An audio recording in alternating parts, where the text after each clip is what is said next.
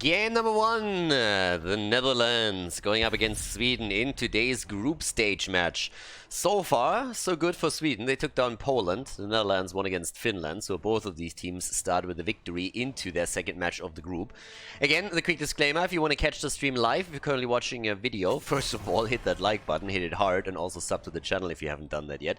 But you can also go to Khaldor.tv and check out the live stream schedule that we now finally have, and maybe catch a few of these games live. Also, there are additional information on the website about the groups if you want to find out which teams are in which group. Obviously, there's quite a bit of a discrepancy between the different teams here, since we have 60 nations participating in this one. But both of the teams that we're seeing here today have already won their first match. And I gotta admit that for Sweden, this was a little bit harder than for the Netherlands, because they went up against Poland, another favorite in the tournament itself.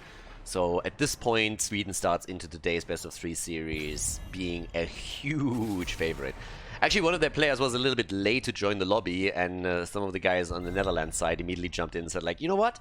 5 versus 4? That sounds about right. We're kind of okay with that, so let's go for it. I also want to highlight quickly that we actually don't see the Butcher banned out. Sounds a bit like a meme statement to make, but the last time that the Netherlands played, the Butcher was continuously banned against them. Apparently Blank enjoys to play for meat, and well, maybe today against Team Sweden they're gonna try and pull that one off.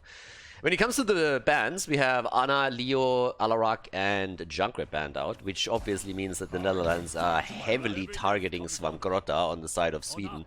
He absolutely destroyed on both of these heroes in the recent past, not only in the games against Poland, but also in previous tournament matches.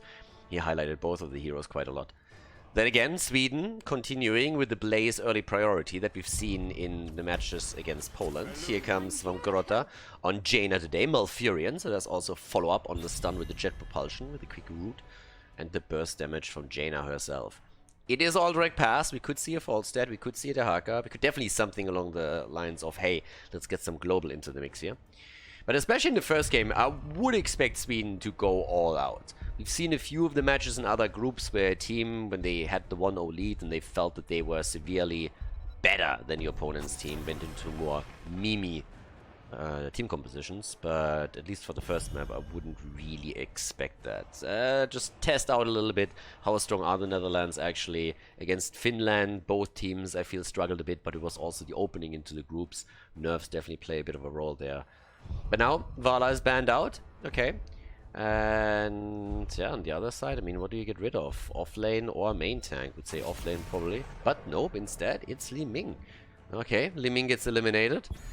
And the only question that we still have, are we going to see some meat?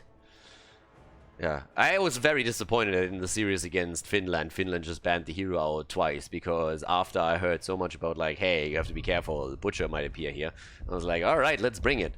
Let's see if we are going to have another vegan Butcher, or if he actually is able to collect a couple of meat stacks and turns into the full-on carnivore that we love. But it doesn't really seem like it's going to be the case here either. Instead, we have Sonya and Reyna taken. Alright, auto attacks and Sonya for the spin to win. Rumor has it that Sonya can actually spin faster than Blizzard's PR department can spin a negative into a positive. Actually, these days they're mostly spinning positives into negatives, but hey. But that's something that Blank has to prove now, and I'm not sure if he can pull it off against Sweden. Talking Sweden, last 2 picks. And for Lulba, there's our ETC and also Falstad. Global value already in action. And last but not least, we still need a main tank for the Netherlands. Unless they want to play Sonya in that role, I would heavily advise against that. But yeah, there's plenty of tanks still out. I mean, we didn't see a single tank banned out, so take a pick here. Johanna is still up. If you want to go for her, we could see a Garrosh play, even though there is actually no lockdown. Johanna would make quite a bit of sense for them, I would assume. And there she is. Okay, the fish with Johanna, let's go. All direct pass, the first map in the best of 3 series here in the group stage between Sweden and the Netherlands. Sweden versus the Netherlands. We are on Alterac Pass, and on the left side in blue, Henning on Malfurion, Lauber on ETC, Max Passion on Blaze, Skog on Falstad, and Swarmgrotta on Jaina. And over to the right side of the map, Fish on Johanna, Artanis on Rhaegar, Mindtalk on Jimmy, we have Blank on Sonya, and Kapash is playing Hanzo. Alrighty, game 1 in the best of 3 series, and a big map. And with that, talents, nothing shocking, honestly. Ace in the hole, obviously, obvious choice here, especially with the setup that they have right now, getting a few slows in through Rhaegar and the Totem. Then you have Johanna for slows, of course, too. Jimmy to an extent, so yeah, that's definitely kind of what was to be expected. I'm also interested in what Lauber is going to take on level 10, since they have Falstad, so I assume that the chances of us seeing Moshpit here in this game from him are a lot higher. Usually they love their stage dive, but there's not really that much of a need for it now, unless you feel the need to go into double global, which isn't really the case here. But alright. So, with that said, down to the bottom of the map. Okay. Spin to win. Yeah.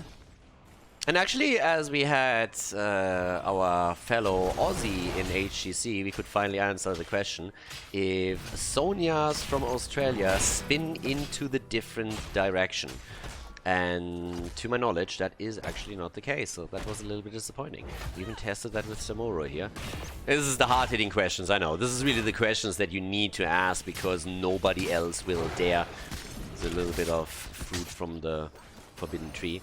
Swarmgrotta and Henning taking the camp on the left side. On the right side, we actually have a bit of a triple since Sonya chipped in, Johanna chipped in too. But, yep. I'm also interested what's gonna happen around level 7, because this is usually when the objective is going to come up into play. And when the teams are gonna go straight in for that. But, let's see. Wingman build for Skog. And he's getting still some attacks in against Sonya. As a melee hero just in general, it's obviously incredibly annoying to go up against the range damage dealer, but as long as you can spin in there sometimes, you're still gonna be okay. You need to connect that spear though, and so far Falstad has actually played quite well around that, and is slowly but steadily winning the lane against Sonya. The problem is, if at any point you're ending up with a situation where Sonya connects that spear, then you can very quickly lose a lot of your HP and maybe even being taken down. So here come the level 4 talents. Talking about the spin to win, immediately Hurricane taken. And also ETC sliding down. Lauber, yes, comes in. Can they get the kill there? I'm not so sure. Oh wow, Blank actually stayed, and that's the end of him.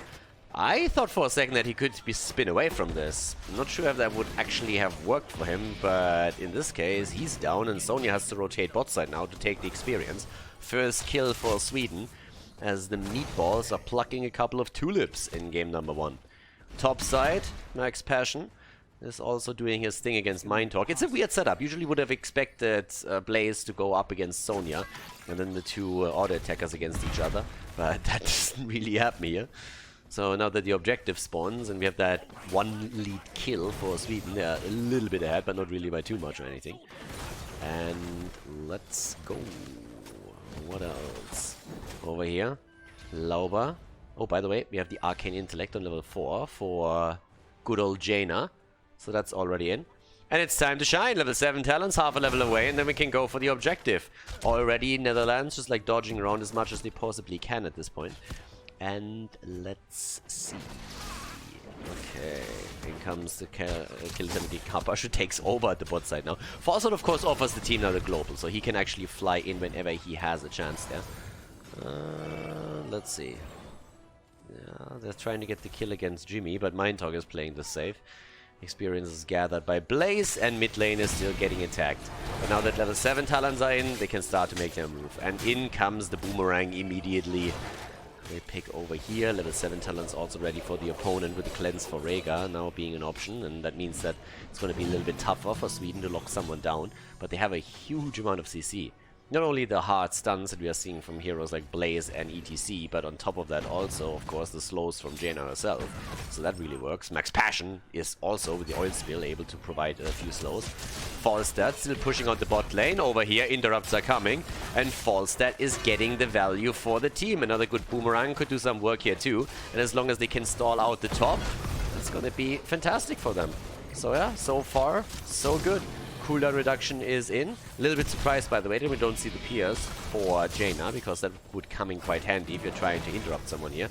Lauber goes in again, has to move away, but the longer this lasts, the better. And look at Falstad, he actually flew to the left side, takes the camp, and now makes his way over to the top. They are already by half a level ahead, thanks to the global, and everybody on the red team side is low. And that's a huge problem, because Johanna is pretty much down. And yes, the objective has started to channel, but with Rhaegar now dying and apparently Reyna also being tired of living, it seems like we're going to look at the quad kills, and Sonya is also in trouble. And yeah, spray game might be on point, but I think that's about that. Yep. Okay, Malfurion goes in, gets the kill. And now we have the objective channeling for Sweden. Sweden, as expected, coming out with a bang, grabbing 4 kills, 5 in total. And looking for the objective now, as they already have taken a 1.5 level lead over their opponent. Falstad with the aggressive barrel forward, getting some honest damage in against Hanzo, but yep, this is looking pretty nasty now for the red team. And, well, the cavalry is coming through. There's again the wave clear from Falstad, already in action. They have level 10 abilities on top of that, so it's not only the objective that they have to face, Netherlands that is. They have to face off against an opponent that has heroic abilities, which in the case of ETC means Mosh Pit. And he's already setting himself up at the side, trying to make the plays. And if he can get one slide in and decent Mosh Pit, these two will drop the damage. And here we go, the kill against Hanzo. And the meme is strong, by the way. Immediately, actually not immediately, he held it back a little bit. We have combustion. So apparently Max Passion has already lost a little bit of passion for this particular game and said, okay guys, I'm gonna go for the meme dream at this point. We have 6 kills against 0, we're 2 levels ahead, and we have the objective coming. Let's go combustion, bro, and let's go for the wombo combo. Mighty Gust into Mosh Pit, into combustion. The meme dream on the side of the IKEA team. So yeah, with that, Blank is also getting a little bit wrecked here. I mean, if he can get away, that would be nice. Then he actually escapes. The problem is that Rhaegar is down. So is the fort in the middle. So is the fort at the bottom. Sonya has also been obliterated. And topside, we see another push happening. Yeah. Netherlands are currently getting crushed here. And that is especially true for the damage dealers. One is down. Falstad! Oh, oh, that was nice work here. Frame perfect nearly. Oh, and there's the water elemental. And all of a sudden, is he actually going to get away? Yeah. Hanzo doesn't die, but they have 9 kills against 0. And, well, I'm not sure what to say here, but as you can obviously tell, there is a huge difference right now. But at least level 10 abilities are ready for the two, so that gives them something to do. Skok is already going in for the next camp here, so Falstad is doing that. And topside, in the meantime, they're trying to get another kill set up against Hanzo. That shouldn't really work out, but they are gonna try. They're really aggressive at this point. I mean, Sweden is in a spot where they are picking up kills whenever they want. But can they actually get a keep here? I mean, right now it's another talent advantage that they're getting first. And that in and of itself is already quite solid. But here comes the damage output, 19,000 for Falstad, top damage in the game actually as it happens. Mostly because he went up against Sonya in the early game and could farm there a little bit. Should change over time. But in comes the next big team fight, Max Passion. Mind Talk goes down, that's a quick kill against Jimmy.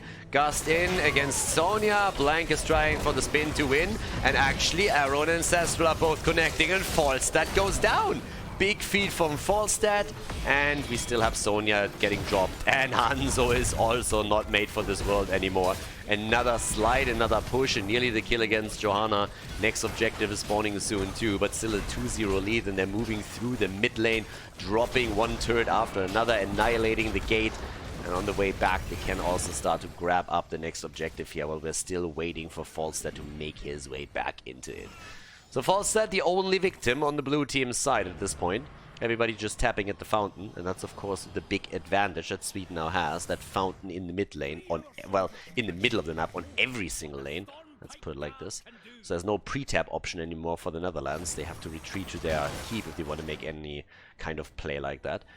But as it stands, my talk at the top, getting attacked again. Actually, Max Passion not connecting the stun here. And yep, there's still the kill against Jimmy. Obviously, if you would have gone into bunker, that stun would have hit. Would have hit really hard. And would make that kill even easier, but not the case. So, with that said, another objective is on the horizon, or at least possible to get capped. 13 kills against 1. And finally, level 13 talents for the Netherlands. So the Netherlands are trying to make something happen here, but damn. It's an ugly game for them right now. Oh, chase the tank. Hanzo goes down at the bottom of the map. Not sure exactly that happened. That should really have happened, to be honest. Lauba is still running around. Okay, Jojo wants to get some damage in. 16 is ready. And I guess at this point we will see that objective attacked. And how do you stop this? I mean, good luck to the Netherlands, but I'm not sure if they really can. Jaina is the only one that is nearby, but she could go for the objective. But for some reason it seems like the blue team is more interested in farming than anything else. I love how everybody misses Sonya. Not a single hero connects with her as they're trying to go for the gank. Finally, the barrel roll forward slows Blank down. In comes Lauber at the turnaround attempt. Max Passion misses the jet propulsion again. There's still a camp in the mid lane that does some work. Arrow connects, but it's already too late. The mosh pit of ETC slows him down for another second. And in comes Falstad, looking for the gust straight into the corner. Where's the combustion value when you need it? Well, there it is. The meme dream is ready. Artanis is again not being hit by Max Passion's jet propulsion. What's going on with him? That's 4 kills now. They're looking for the team wipe. Mindtalk is on the run, and the golden cock is carrying him to safety. Okay, protecting him. Yep. With this, we also have the Stilton Fort in the middle open, or the keep open. And 18 kills against 1 pretty much tell you all that you need to know here. It's a 3-level lead. Spears are missing 2, apparently. Blaze and his jet propulsion not the only thing is that I'm missing them with the target here. But as we have Sweden grabbing the objective, chances are that this one is gonna end up in the hands of Sweden and will then drop multiple keeps.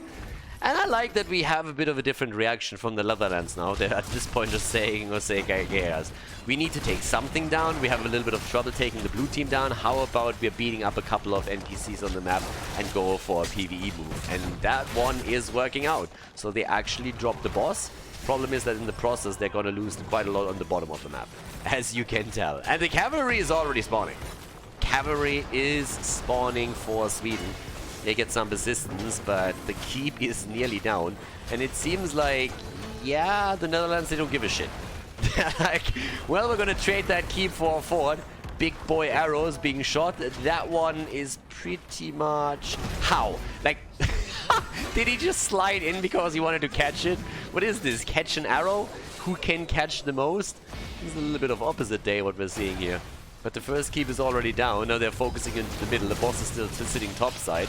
Just trying to get some value there too. Mindtalk is down, killing 19. They're gonna make the 20 for sure. Again, the gust. The keep about to drop. The top is eventually gonna get attacked. They could go for the core, but first they go for Rhaegar. That's 20 kills against 1. And now it's time to shine straight at the core as they're trying to go for the quick lead in this series. With a 1-0 against their opponents from the Netherlands. Core is about to fall, it's not the only one. Johanna is dying and dancing. Blank is just spinning. No spin to win, but spinning nonetheless. And here's the 1-0 lead for Sweden 13 minutes into the game as they claim victory on Alterac Pass.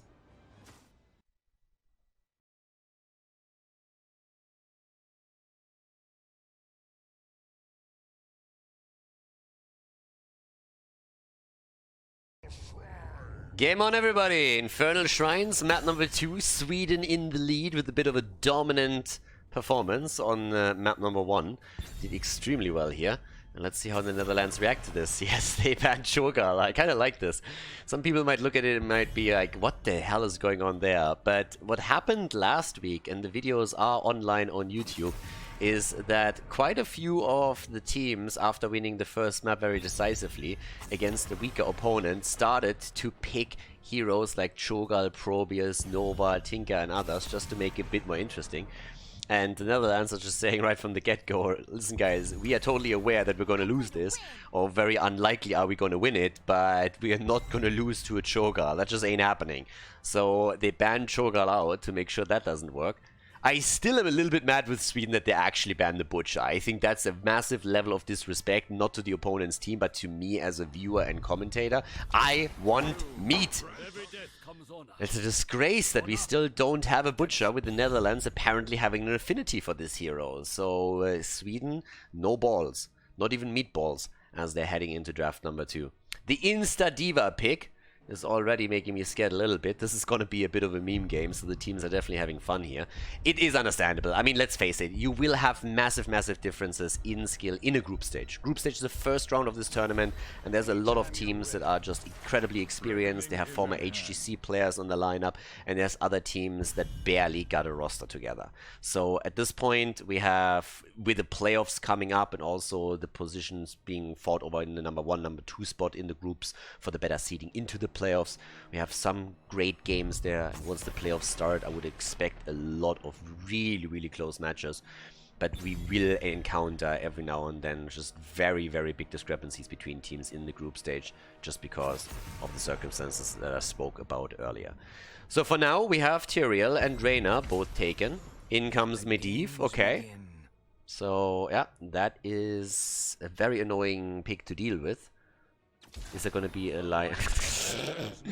And Max Passion goes again for his Uther side lane. The last time they did that, they did it against Poland, and it did not work well. Let's put it like that. When you go full NA, you have to be careful. Against Netherlands, they might be able to pull that one off, but we still haven't seen the pick for Lauber yet. So the question is more so if he goes into something a little bit more out of the box, or if he just falls back onto one of his onto one of his comfort picks. We could, for example, still see ETC here, or Johanna, but we have Morales taken and Gul'dan. Guys, are we gonna see the good old Juice Pirate strategy, where you just try and backdoor your opponent's keeps with the Morales move? Jimmy works for that. Greymin would have been nice. Gul'dan with the Reign of Destruction, I guess, could work that too. Game number 2, Sweden against the Netherlands. And well, the meme dream is strong. First of all, the backdoor strategy for Netherlands. We're gonna come back to that in a moment, but let's look over to Sweden first. Henning on Malfurion, Skog on Hanzo, Lauber on Zul, Max Passion on Uther, and Svamgrotta on Medivh.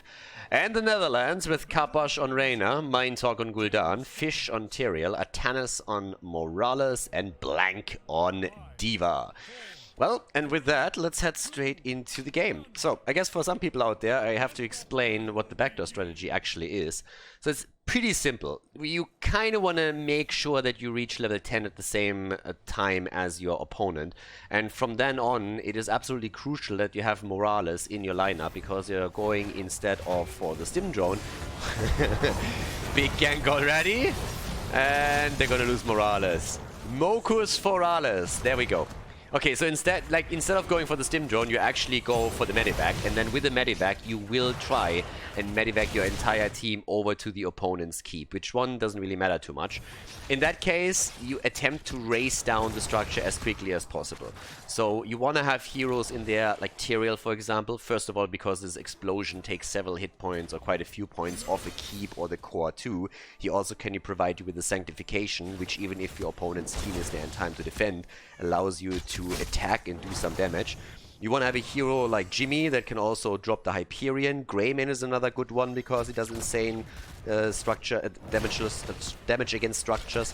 And I guess Gul'dan is probably going to go into the Reign of RNG, because this is going to help you to take structures down too.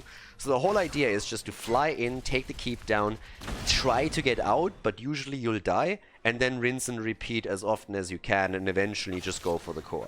So that strategy can be super nasty. The problem, of course, is if your opponent is already ripping you a new one before level 10 even hits, then you know you're in trouble. And we have already one kill, and just look how aggressive Sweden plays. They obviously know what's coming here, and they're memeing around a little bit too with the double support, plus also Zul that they now have as a main tank role. And we actually lose that side lane Uther immediately. So kill for a kill instead. But I'm very curious to see if the Netherlands can actually pull this one off. This strategy back in the days was a little bit new and was therefore not only exciting but also could be effective. But once that the opponent knows what's coming, and with this combo these days you definitely know what's going on, you can prepare for it, of course. So once that we have the ley line in for Medivh, or no matter what he goes for, they have an option to just like shut these attacks down a little bit more quickly. And if they just keep pushing, then they have a really good chance there as well. So there's definitely quite a few elements to this entire draft. But the idea is not necessarily a bad one. And against lesser teams, that has a really good chance of working as well. But let's see how they execute it. 4 versus 4, first try and activating. Again, level 10 is of course needed for the Netherlands. Jimmy is in a bit of trouble, but Morales is doing everything that she needs to do in order to prevent anything difficult to happen here. Also, when you look at the actual talents that have been taken so far, we have Exterminator taken. So that in and of itself already tells you that we're not going to see a normal game, especially with the chaotic energy now also taken. And yeah, this is more than a bit of an interesting setup. Exterminator obviously helps you to defend against the objective quite nicely. And they still fight for the top. Right now the Netherlands have zero interest in actually dealing with the objective, as you can tell. And there comes the attack. One of the interesting things, by the way, that can happen to a team, and which we've seen in the past, which created more than just a few lulls, is if you actually backdoor with that strategy, you take down a keep, and then you try running towards the core and take that down. But you kind of forgot that you have to destroy the fort on the same lane as well, and all of a sudden you're not able to put any damage onto the core, and you're just running around that thing trying to figure out why exactly it's still protected, even though you have the keep, you destroyed the keep. So something like that might happen here too. But first of all, quest completed for Medivh, the kill against Gul'dan, and the earlier level 7 for Sweden, with also the lead on the objective. 7 for both teams now. And they're looking for the next kill here. Swift Retribution has been taken. We have Hanzo sitting in the middle. Skok is currently doing his thing. Also diverting power with the defense matrix, and the Dazer Zone has been taken now too. So that's another talent that already indicates what's coming later. Heavy focus into the defense matrix, making sure that you have some more seconds available while you're attacking the keep. Attack comes in now too against Henning. Arcane Punisher's obviously been taken. And Gul'dan just riding around on his pony. And running straight into the root. Minotaur, gotta be careful here. Morales behind you is awesome and helps out. But still, need to be a bit more cautious. Zul is rotating between the lanes for the experience. So for Minotaur has to be actually really careful now. Yeah, sorry dude, but you nearly went down there. And the objective, the Punisher, has some fun in the mid lane and saying, okay guys, I'm on it. Don't worry, I got this. But yep, Karpash is rushing away. His Exterminator is helping him a bit with this particular setup. Now we have 9 against 8.5 on the level side, and I guess the fort is gonna fall in just a few. Shouldn't really survive any longer, especially now with Malv coming in. They're locking also Morales down again, and that could be a kill. That should be a kill. That will be a kill. Down she goes. 3 kills against 1, but still you can backdoor. Also, talking about backdoors, Gul'dan, topside, saying like, I can do this. Problem is that he's gonna die now. Against Uther. I mean, granted, the rest of the team was already on the way. But still, at this point, yeah, the kill against him from Uther alone. Alright, little lumberjack here. Goes straight in and drops him. Leyline has been claimed, and Uther goes into the Divine Storm, so obviously they are now going to try to pick as many talents as they possibly can that will lock the opponent down when those backdoors happen. So once that level 10 is reached by the Netherlands, what Sweden needs to do is they try and get vision of the opponent. Whenever they have vision on them, they know what's coming, they know that, well, when they see them consolidate, when they see, for example, also Morales going straight into the medivac, they know that they have to be careful and go back immediately, and then they can use those ley lines and stuns to buy them a little bit more time. Even have the meme strike now for Hanzo. That's a bad setup, and here's the ults as expected. Rain of destruction. Morales down, no medivac at this point. Down goes Jimmy. Gul'dan is also dead, and I guess Tyrael is also falling. Tries to get the explosion through and will, but that fort is not going to get dropped that easily. So yeah, exactly as you would have expected. There's the Sanctification to stay a little bit longer, the Hyperion and the Rain of Destruction, and Morales with the medivac. The big question at this point is, can they even take down a single keep? And the keep that they are likely going to attack is the one at the top side, for the exact reason that I pointed out earlier. This fort is nearly destroyed, so this is the lane that you want to focus on. Medivh is going to provide vision, and all that Medivh has to do at this point is follow Morales. You follow Morales, that's pretty much what you do. The rest of the team, they can just do their thing, and when you see that medivac is starting to become a problem, then you can deal with that by simply Hearthstoning back and then welcoming them with all of the stuns and setups that you have. And this is pretty much exactly what they're doing. Sweden is making exactly those plays. Next objective is obviously going to be up soon, but all that they're looking for is when is the opponent attempting to use the medivac. And first of all, the fish goes down again. Yeah, how much is the fish? Not a lot. No, doesn't really cost all that much, apparently. Blank is also about to get dropped. They take the fort down.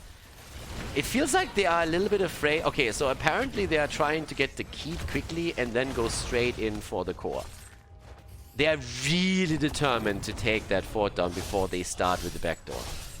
Yeah, and here comes the swish, swish, swish with the scythe from Lauber. 13 against 11, 10 kills against 1. And yeah, it's starting to become a little bit dicey. If they can go for Lulba, that would be great. Lauber fighting, Medivh is there, and he gets the kill against Gul'dan. Gul'dan is down 2 versus 4, and they get the kill. Rest of the team is sitting topside. And I'm starting to get a bit scared that we don't see a single flight of the medivac in this one. Yep. They're trying at this point as much as they can, but there's another objective coming for Sweden. Sweden has the lead, and this is not looking pretty. I mean, they're 3 levels behind pretty much. So if they really want to get any value out of that backdoor strategy, then they have to, shocking I know, actually backdoor the opponent. That's why it's called a backdoor strategy. You're not trying to go through the front door. There we go. The play is in, and bzoo, here comes the move. Immediately going for it, trying to take that down. Let's see how far they can get with this. The defense is already underway. Punisher at the top. Morales dies first. Not really needed anymore. Where's the Sanctification when you need it? Well, we don't have... What? What the fuck is this? You have R buttons, boys. Where's the Hyperion? Where's the Rain of Destruction? Where's the Sanctification? I'm not sure you understand that strategy. You have no chance of taking that keep down and then moving to the core and taking the core down in the same move. That's just not happening. You have to at least go in twice against a team of that caliber. Now we have 16 kills against 1, and it feels like all of their keyboards stopped working. So that's a bit of a problem. I mean, generally speaking, I would have recommended to go into a couple of heroes like Falset for Mighty Gust, Sylvanas to disable the structures, or Greymane over a hero like Gul'dan, but it still can work with this setup too. But now they lost the keep, and they haven't even destroyed the one on the left side, so I'm not 100% certain how this is going to work out. And again, they would have gotten that keep if they would have just used their R buttons, which they didn't. And Lauber has taken the keep in the mid lane now as well, so all of a sudden Sweden is not only massively ahead. Here comes the flying again. Let's try it again, boys. And now they have to go for the core right away. Now you have to go core. And they're gonna try it. Yeah, there's the kill against Gul'dan. Again before the Rain of Destruction. Sanctification is on the ground, and the ley line is immediately being used. Now they're trying to burn it down. Let's see if they can get at least a bit of damage on it. And yes, they can! 95. Here comes Tyrael. 82%. And boom, 77. And that's all she wrote. But honestly, think about it for just a moment.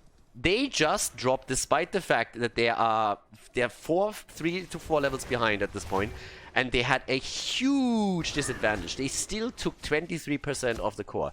Now just imagine a little bit of a better execution on the first push, and also Sweden reacting a bit slower. You can win games that way. This strategy isn't bad. It's extremely cheesy, but it isn't bad by any means. They pretty much threw their chances of winning the game, of course, out the window, but you can see how powerful this can be. They took still 23% off that core, and that seems like not a lot, but if you consider how much of discrepancy in skill we have between the two teams and how well Sweden reacts to all of this, you can tell how this is going. Yeah, this time it's not happening. I'm sorry, boys. But this time it ain't happening. Gul'dan also never used the Rain of Vengeance. That's another problem. Here comes the meme dream as they're trying to go for the next kill, and they actually take D.Va down. The core itself is at 72% right now. And with 23 kills against 2, it seems like this will be the end of it. Another good route from Malf. The ley line locks them down for just another second as well. And here we go. That's the end of the series. A clean 2-0 victory for Sweden against the Netherlands in the group stage. GG, and well played. Hey guys, thanks for watching today's video, and I hope that you enjoyed the match and the commentary. The remaining time of the video has been added to protect against spoilers caused by the length of the video itself. But please keep in mind, though, that this does not only mean more work for me, but also has a negative impact on the popularity of the videos and the channel because of YouTube's algorithms. It would be greatly appreciated if you'd consider supporting the channel and help me to continue the daily esports coverage by clicking the join button below the video or supporting me through the Patreon page linked in the video description. Thanks a lot for the support, and see you guys next time.